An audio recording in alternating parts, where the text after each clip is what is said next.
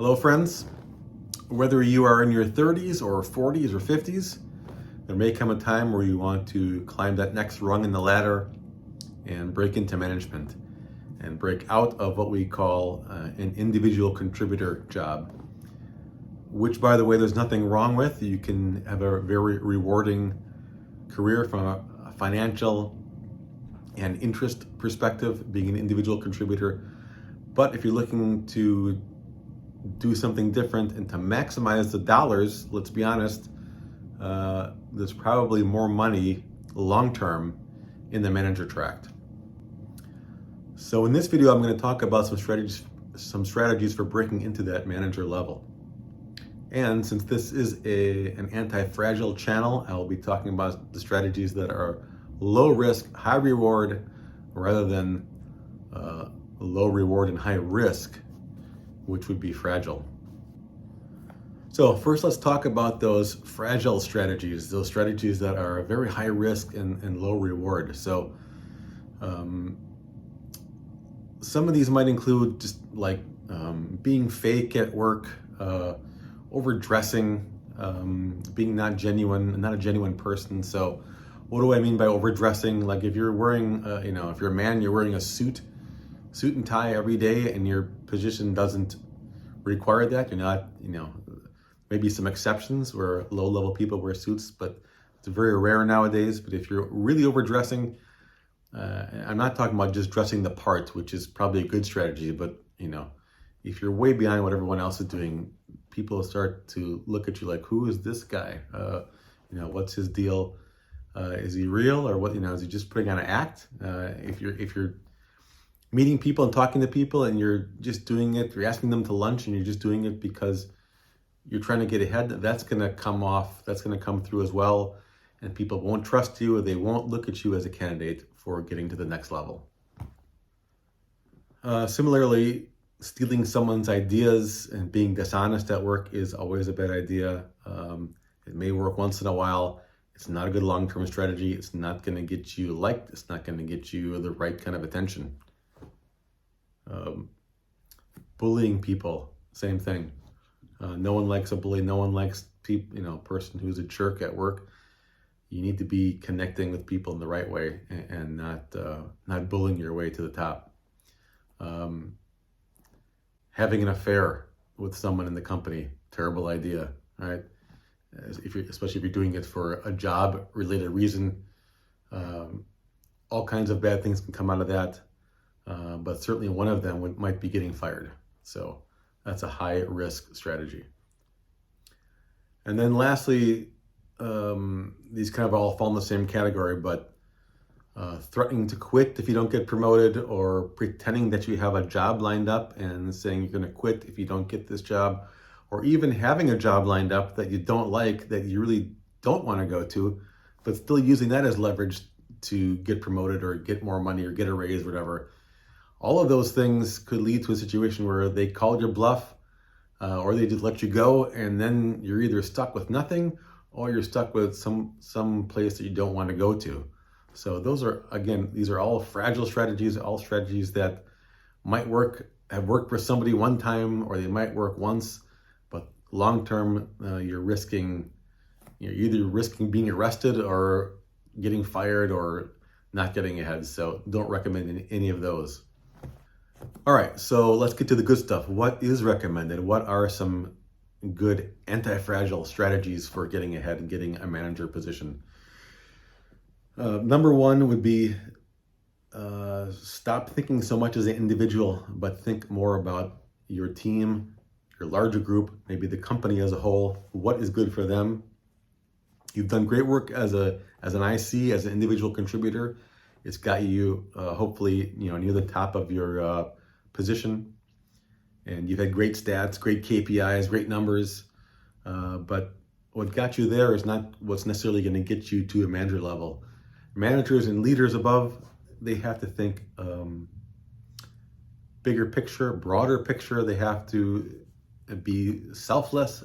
They have to give credit to others sometimes.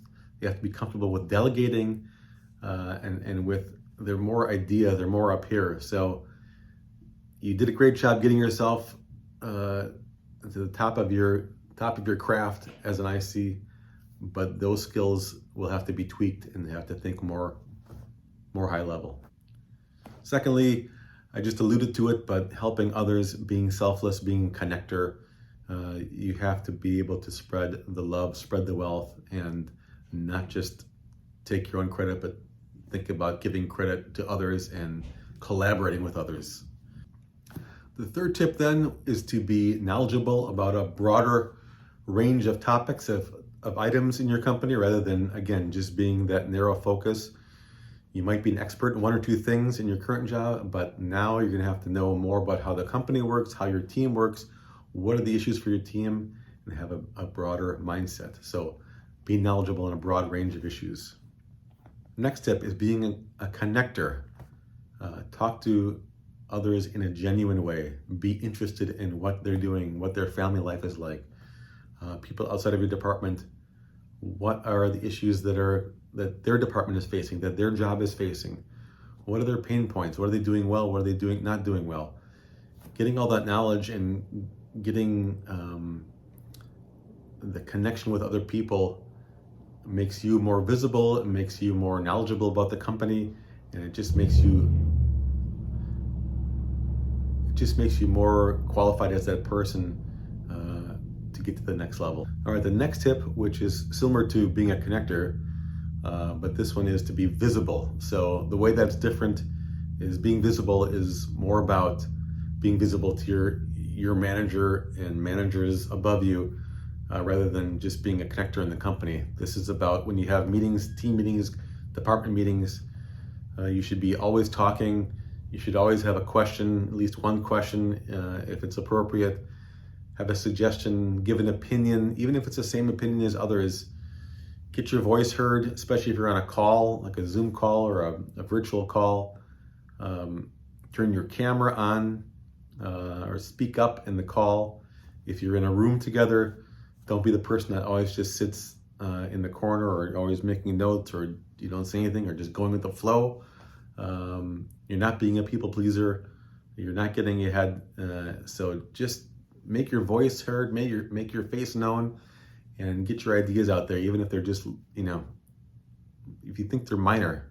But certainly asking to lead projects, or volunteering to do things is even better. So the more known, the more visible you can make yourself, the more comfortable management will feel when you ask to go to the next level.